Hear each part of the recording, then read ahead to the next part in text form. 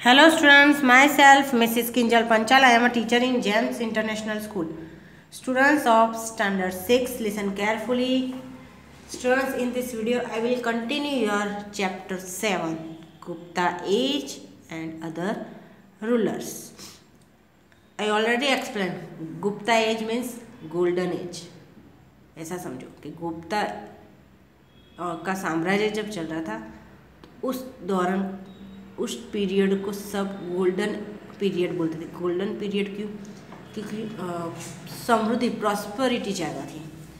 और गुप्ता एज में डायनास्टी के जो भी इम्पीरियर आए हैं उन सब लोगों ने ऐसा नहीं कि हम लोग किंग है तो हम हमारे लिए, उन्होंने अपने राज्य के डेवलपमेंट के लिए काम किया है। ओके, अपने राज्य की प्रजा के लिए काम किया है, इसलिए उसको गोल्डन पीरियड बोलते थे। Okay, one by one Gupta dynasty के वन बाय वन हर एक इम्पीरियर आ गए। ओके, नाउ अब गुप्ता एज में कैसा था? इकोनॉमिकल हम पढ़े कि इकोनॉमिक एडमिनिस्ट्रेशन कैसा था, इकोनॉमिक के हिसाब से गुप्ता एज कैसा था, उस दौरान की कंडीशन कैसी थी, यानी आर्थिक स्थिति।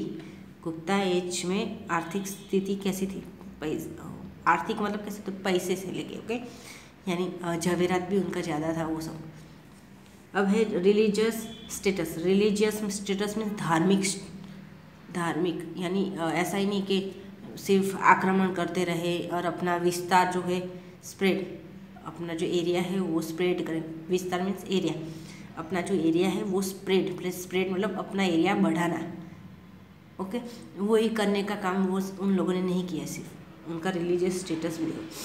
Hinduism and Indian culture are seen in full swing during Gupta age. The Gupta emperors gave Vaishnavism the status of state religion.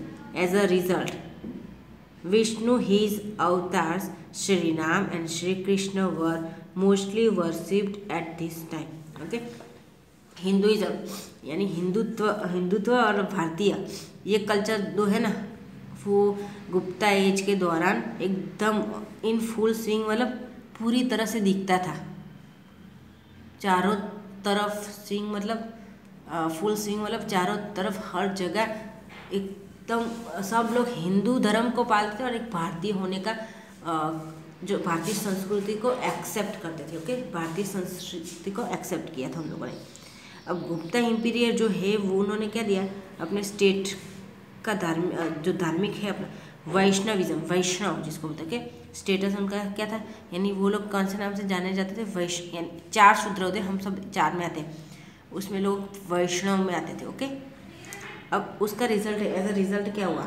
जो विष्णु है, विष्णु इज अवतार्स, श्री राम और कृष्ण भगवान जिसकी हम पूजा करते हैं अभी, है ना, हम लोग भगवान राम और भगवान कृष्ण की पूजा करते, वो लोग भी अपने टाइम में, उनके टाइम में कृष्ण भगवान और राम भगवान की पूजा करते थे, क्योंकि वो दोनों अवतार किसके? विष्णु के ही उनके अवतार हैं। Lakshmi became very famous goddess. Lakshmi became very famous goddess. It was during this time only that Ramayana, the Mahabharata as well as the Puranas were compiled. Shrimad Bhagavad Gita became very important text of this time. Okay, अब वो लोग क्या है? धार्मिक भी थे, यानी धर्म के हिसाब से भी वो लोग बहुत आगे थे।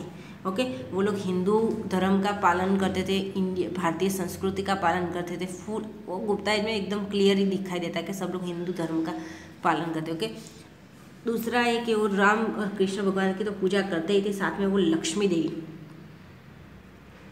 वो भी ज़्यादा पूजा करते थे। ओके, लक्ष्मी देवी की ज़्यादा पूजा करते थे।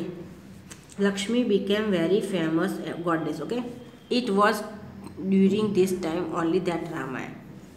It was during this time only that Ramayana. उनके टाइम जब चल रहा था, ओके, तो सिर्फ एक रामायण हुई थी, रामायण।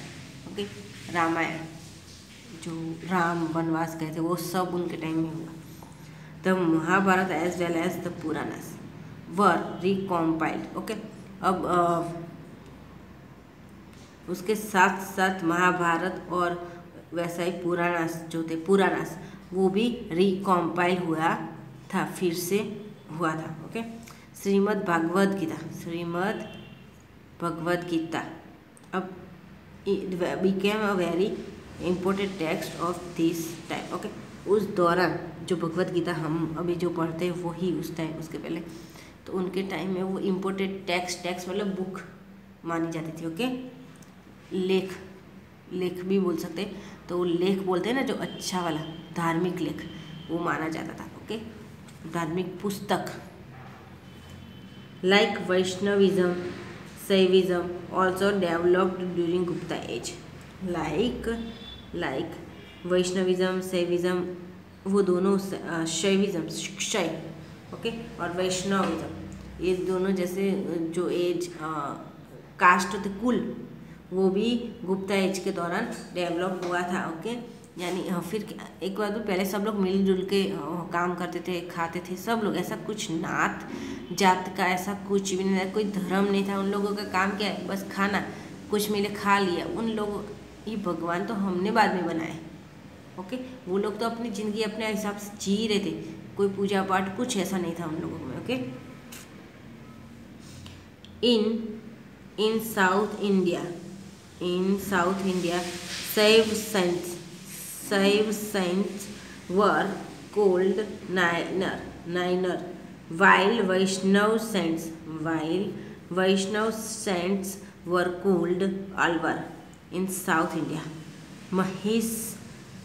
महिषासुरमर्दिनी, जिसको क्या बोल देंगे, Durga, Mahishasuramardini was also quite popular in worshipped here. The worship of Kartikeya was also practiced during Gupta age. Okay, अब गुप्ता एज के दौरान साउथ इंडिया में शैव सेंट्स जो थे उनको क्या बोला जाता था, नाइनर। ओके, शैव जो संत थे, साधु, ओके, उसको क्या जाता नाइनर, जबकि Vaishnava saints were called Alwar.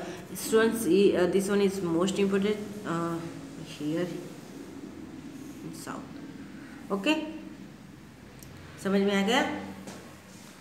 यानी शैव संत या वैष्णविज्म और शैविज्म दोनों डेवलप हुए थे। उसमें शैविज्म के जो भी सेंट होते थे ना, ये रहा शैविज्म के जो भी सेंट, उसको क्या बोलते थे, नाइनर।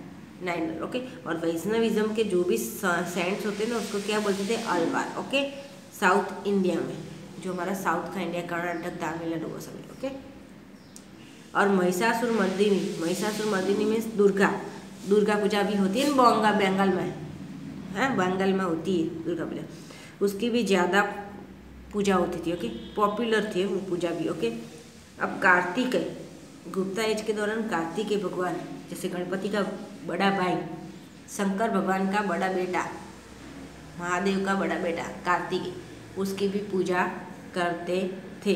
ओके, कार्तिकेय का मंदिर एक साउथ में है ही। ओके बच्चों, हमारे यहाँ नहीं देखने को मिलेगा, साउथ में एक मंदिर है ही कार्तिकेय भगवान का। Now turn your page.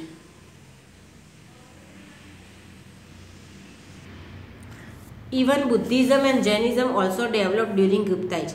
अब गुप्ता एज के दौरान, गुप्ता डायनास्टी का साम्राज्य चल रहा था, तब एक हिंदू के साथ साथ बुद्धिज्म और जैनिज्म जो है वो भी डेवलप हुआ था। Samudragupta was protector of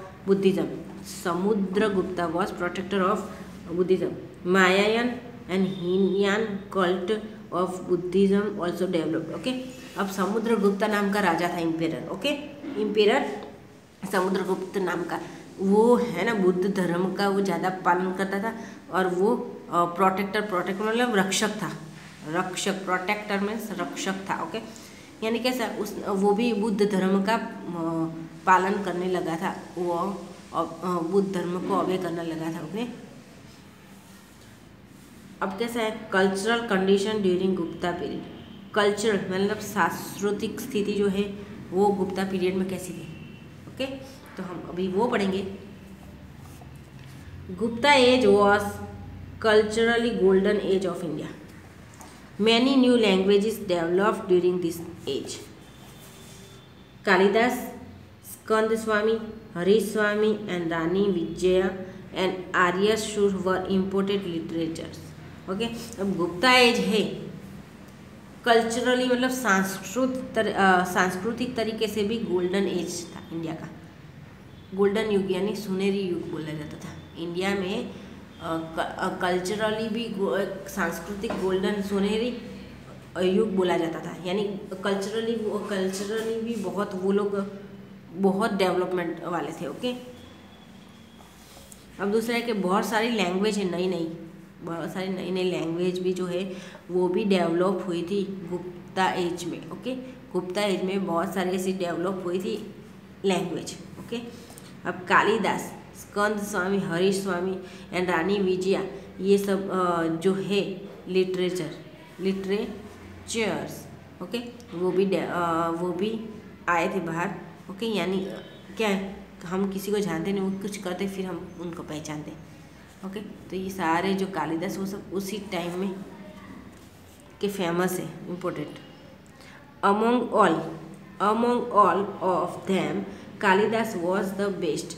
Kalidas is called the Shakespeare of India, taking story of India epics. He wrote epics like Abhijnana Shakuntalam, okay, Raghuvamsham and Meghadootam. Okay, अब उसमें भी कालिदास, स्कंद स्वामी, हरीश स्वामी, रानी विजया, ओके, तो वो सब थे। उसमें कालिदास जो है उन सब में अमंग ऑल ऑफ देम मतलब उन सब के बीच में कालिदास था, वो एक बेस्ट था, सबसे बेस्ट कौन था? कालिदास था। कालिदास को इंडिया के, भारत के शेक्सपियर के नाम से भी जाना जाता था। कालिदास जो है वो शेक्सपियर के नाम से भी जाना जाता था। अब इंडिया एपिक्स मतलब कैसा कि न भूलने के लायक, जिसको हम यादगार, इंडिया की स्टोरी में यादगार है। उसने कौन से, यानी इंडियन स्टोरीज में बोलने में जो भी एक यादगार ऐसी स्टोरी है जो एपिक्स, ही व्रॉट एपिक्स लाइक, ओके, यानी एपिक्स मतलब यादगार है, ऐसा कुछ लिखा है। क्या? अभिज्ञान शाकुंतलम नाम की एक बुक लिखी है, अभिज्ञान शाकुंतलम, रघुवंशम, फिर है Meghadutam, okay, Meghadutam. Gupta age was era of temple architecture. Gupta age was era of temple architecture, okay, यानी गुप्ता एज है का युग है वो टेम्पल आर्किटेक्चर। टेम्पल मतलब कई वो मंदिर जो होते हैं टेम्पल्स, वो कंस्ट्रक्ट करवाते थे वो लोग, क्योंकि वो धार्मिक तरीके से भी बहुत आगे थे। Gop in Gujarat, Parvati temple of Nachna Kothar and temple of Jhansi are the first brick temples of India. Okay, Gop in Gujarat, Gujarat में गोप मंदिर, गोप इन गुजरात। पार्वती टेम्पल है नचना कोठार, ओके, नचना कोठार का पार्वती टेम्पल है वो। और झांसी का जो है मंदिर वो है, झांसी का मंदिर ऐसा है कि वहाँ इंडिया में ऐसा पहला टेम्पल था जो ब्रिक से बना हुआ है। Okay, the Gupta age marks the beginning of the temple architecture. The Gupta age marks, okay, Gupta age marks the beginning of the temple architecture. The idols of Durga, Buddha, Krishna and Shiva are made in large number. Okay, यानी जो उसमें कैसा होता कि बहुत सारे temples भी Gupta as में बनाए उन लोगों ने। वो लोग ज़्यादातर श्री राम भगवान और कृष्ण भगवान को ही मानते थे। लक्ष्मी देवी भी उनकी पूजनीय ही थी, तो उन्होंने बहुत सारे ऐसे टेम्पल्स बनवाए और ऐसी मूर्तियाँ बनवाई। आइडल्स मीन्स मूर्तियाँ बनवाई दुर्गा माता की, बुद्ध भगवान की, कृष्ण, शिव, इस सब की बहुत ज़्यादा बनवाई, लार्ज नंबर में तो कुछ ज़्यादा ही। Okay, condition of science during Gupta age. Condition of science during Gupta age. अब गुप्ता एज के दौरान साइंस की कंडीशन कैसी थी, यानी विज्ञान की स्थिति कैसी थी, विज्ञान कहाँ पहुँचा था गुप्ता एज में, विज्ञान, साइंस, विज्ञान। चलो, Aryabhatta and Varahamihir were among the greatest scientist of this period. Aryabhatta discovered zero and decimal system. Okay, Varahamihir brought an imported text named Brihad Sanhita, which was related with astronomy. Okay, अब science की स्थिति कैसी थी Gupta as में? तो देखो आर्यभट्ट, उस दौरान गुप्ता एज में आर्यभट्ट हुआ। देखो आर्यभट्ट एंड वराहमिहिर नाम के बहुत महान साइंटिस्ट ये पीरियड में हो गए थे। ओके, यानी गुप्ता एज के दौरान हो गए थे। ओके, आर्यभट्ट ने है ना जीरो और डेसिमल सिस्टम जो है वो डिस्कवर किया। डिस्कवर मतलब ढूंढ लिया। ओके, आर्यभट्ट ने। वराहमिहिर है उसने बहुत अच्छा सा टेक्स्ट लिखा था। कौन सा? बृहद संहिता। ओके, जो एस्ट्रोनॉमी के साथ रिलेटेड था। ओके, ये वाली लिखी फिर भी वो एस्ट्रोनॉमी के साथ कनेक्टेड था। Vagbhata brought a great text on Ayurveda named Ashtangahridaya Samhita. During this time, medicines developed for humans as well as animals. Okay, अब कैसा था? दूसरा कौन सा है? वाग्भट, जिन्होंने बहुत महान टेक्स्ट लिखा था। क्या? आयुर्वेद नेम्ड, जिसका नाम था आयुर्वेद के नाम पे। Okay, on Ayurveda named. Okay, यानी आयुर्वेद के नाम से एक बहुत अच्छा टेक्स्ट लिखा था। ओके, जिसका नाम क्या है? अष्टांगहृदय संहिता। ओके, अब कैसा था कि उनके एज के दौरान, ओके, उनका टाइम जब चल रहा था तब मेडिसिन जो भी बनती थी वो सिर्फ ह्यूमंस के लिए नहीं थी, उसी तरह एनिमल्स के लिए भी वो मेडिसिन बनती थी। Okay, even medicines were also discovered for elephant and horse. Chemistry also developed quite well. Its best example is iron pillar of Mehrauli near Delhi, which is not corroded even today also. Okay, यानी देखो जो भी वो लोग कैसे करते थे animals के लिए, जैसे ह्यूमंस के लिए यानी हम इंसानों के लिए मेडिसिन बनाते थे, दवाई, उसके साथ साथ वो एनिमल्स के लिए भी दवाई बनाते थे। जैसे कि मेडिसिन जो होती है वो एलिफेंट के लिए और हॉर्स के लिए भी डेवलप की गई थी। ओके, बनाई गई थी। अब केमिस्ट्री है, केमिस्ट्री रसायन, वो केमिस्ट्री ना वो अच्छी तरह से स्प्रेड हुआ था हर जगह, उसका डेवलपमेंट कुछ ज़्यादा ही हो रहा था। ओके, इसका example it best exam is iron pillar of Mehrauli है ना, जो ऐसा पिलर है जो आज भी इवन आज भी सुरचना यानी आज भी which is not corroded even today also, यानी ऐसा नहीं लग रहा कि वो अभी पुराना है, ऐसा लग रहा है कि एकदम नया का नया है। Which is not corroded even today also. Okay students, मैं यहाँ वीडियो मेरा कंप्लीट कर रही हूँ। In next video I will continue from repair Harshvardhan. Okay students, थोड़ा सा स्पीड में करना है मुझे अपना कोर्स। ओके, मुझे थोड़ा फास्ट चल रहा है। Okay, bye.